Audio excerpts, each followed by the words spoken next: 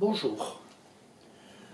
C'est devenu un lieu commun dans les cercles du pouvoir que de s'extasier sur le fait que, grâce aux institutions actuelles, le gouvernement peut tenir.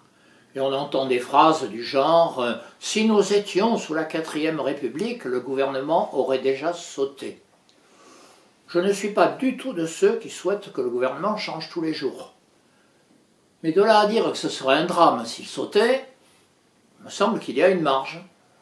Moi, je ne le considère pas en ce moment comme parfaitement légitime. Il me semble qu'il y a un problème. Et en tout cas, s'il l'est, il faudrait que ce soit réaffirmé d'une manière ou d'une autre. Alors, par un référendum, par des élections, que sais-je. Mais aujourd'hui, on campe sur l'idée, les institutions permettent que ça tienne. Mais à quel prix? Parce qu'au fond, telles qu'elles sont aujourd'hui, avec une Assemblée nationale qui ne sert plus à rien, ou du moins qui est complètement aux ordres, un président qui peut faire tout ce qu'il veut, on peut appeler ça démocratie, mais enfin, ça se discute, la seule exutoire qui reste, c'est la rue. Et quelque part, le système se maintient aussi par la violence de ce point de vue.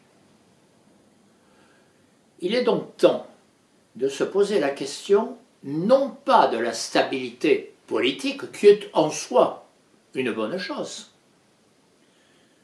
mais des conséquences de cette stabilité dans des conditions telles que celles que nous vivons aujourd'hui, et qui créent la crise sociale et la rupture du contrat social nécessaire à la vie républicaine. On peut juger que ce qui se passe ailleurs, en Italie, en Allemagne, que sais-je, sont des éléments d'instabilité. On peut juger aussi qu'on recrée la stabilité par la capacité à remettre en cause un pouvoir lorsque quelque part il semble que ce pouvoir est contesté. C'est ça aussi la démocratie.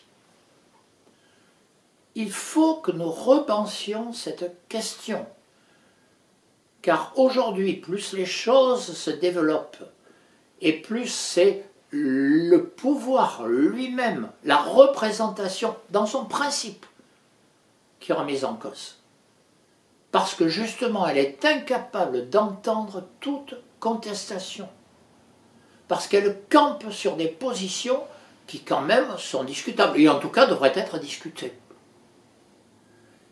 Nous devons reposer le problème de la représentation, le problème des institutions, en fonction des principes démocratiques et républicains.